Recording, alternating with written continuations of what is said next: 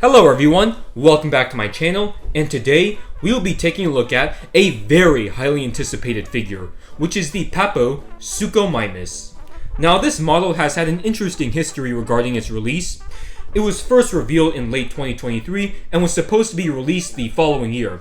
Then it got delayed to February, then it got delayed again until late May. So this was about a 1.5 year long wait, probably the longest wait for any Papo dinosaur to my knowledge. Now, according to a member on the Dinosaur Toy Forum, I forgot what his name was, but he managed to get into contact with Papo, and Papo themselves confirmed that the reason for this delay was because the figure first didn't pass the safety stage during production because the spikes, they were too sharp and they were too fragile. And also, Papo said that they wanted to make this figure as perfect as they can since they knew it was going to be very popular.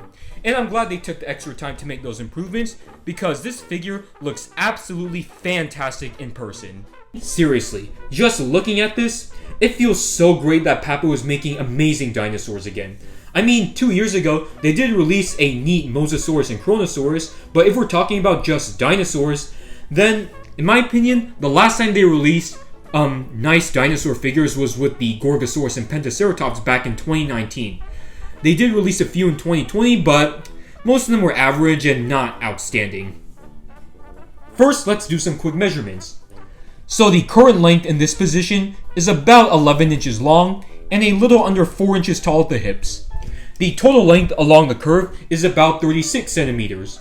So the Suchomimus holotype was estimated to be around 11 meters or 36 feet in length, so this would be in the 131 scale range, a little too big to be in the 135 scale. But you also have to keep in mind, it's still being debated whether the Suchomimus holotype was fully grown or not, and we don't know the true maximum size for any prehistoric animal. So I guess this could still fit in the 135 scale as a hypothetical large 41-foot Suchomimus. Now we're going to move on to the detailing, starting off with the head sculpt, and this head is just amazing. It's long and narrow as it should be since it's a Spinosaurid. There's the pointy crest between the eyes, and there's a little bit of shrink wrapping right here, but it's not super noticeable. Now let's open up that jaw. Opens pretty wide, and just look at those individually sculpted teeth. They're pointy and they're not too sharp.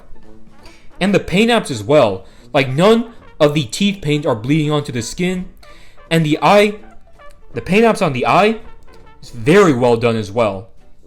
And even the interior of the mouth is packed with so much detailing, both the top, the throat, and the tongue as well. So let's move down the figure. This is just some beautiful, beautiful detailing. You can pretty much see every individually sculpted scale, and there's some thicker scales on the shoulder and the leg area. And then there's some spikes behind the forearm, similar to crocodiles.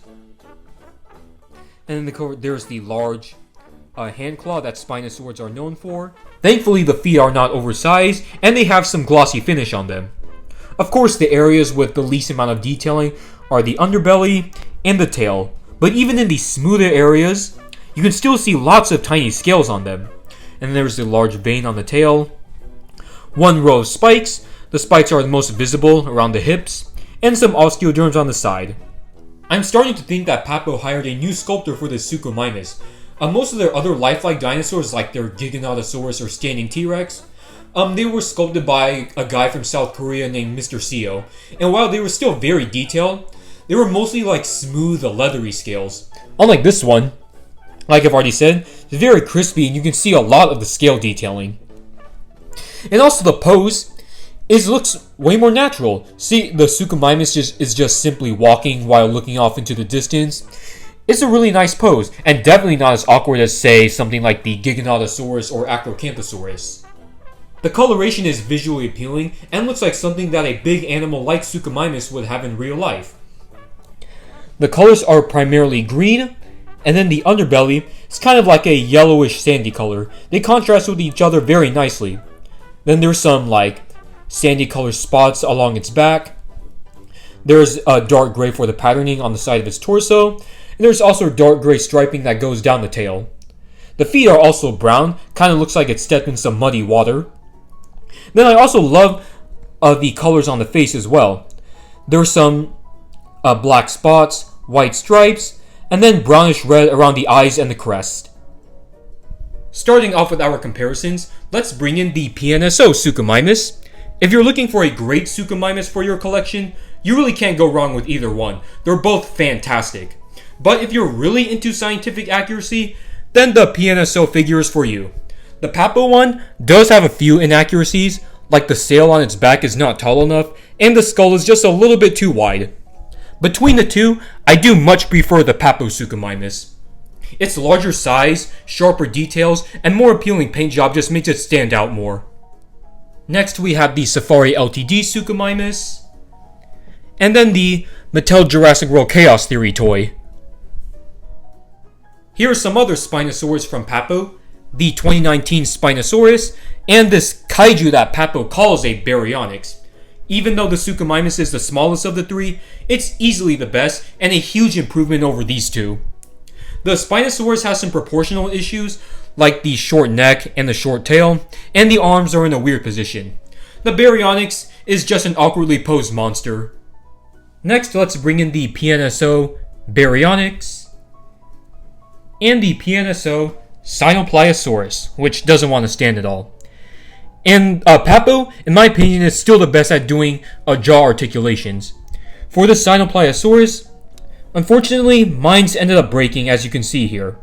Well, it's because near the hinge, it's a very thin piece, and over time, the more you open the jaw on this, it's just gonna break. And I think my PNSO Baryonyx jaw is starting to tear as well.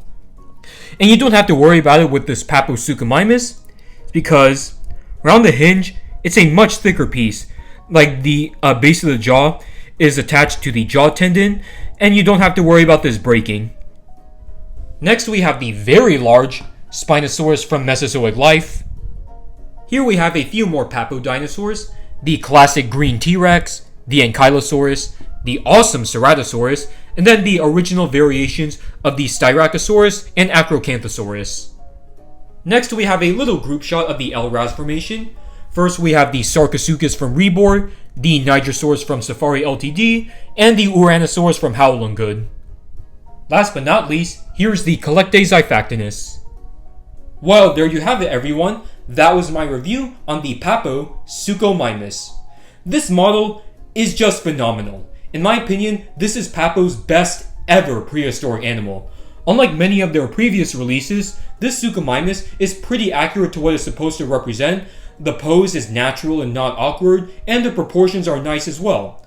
So I'm going to give this one an easy 10 out of 10. It's going to be very hard for another Papo dinosaur to beat this one. If you want one for yourself, you can buy it off of websites like Everything Dinosaur or eBay. I'll leave links down below in the description. So if you enjoyed this video, leave a comment down below, like and subscribe, it really helps out my channel. And I will see you all in the next review.